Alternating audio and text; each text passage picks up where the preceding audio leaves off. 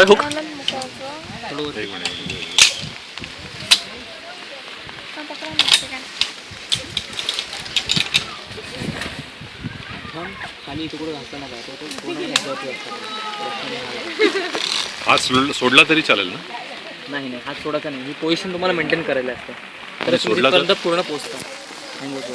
सोडला तर काय होणार? फिरणार तुम्ही थोडंसं, तुमचा स्पीड कमी होणार आणि तुम्ही पोचणार नाही. बरं, तुम्ही 5 ते 10 फूट थांबणार.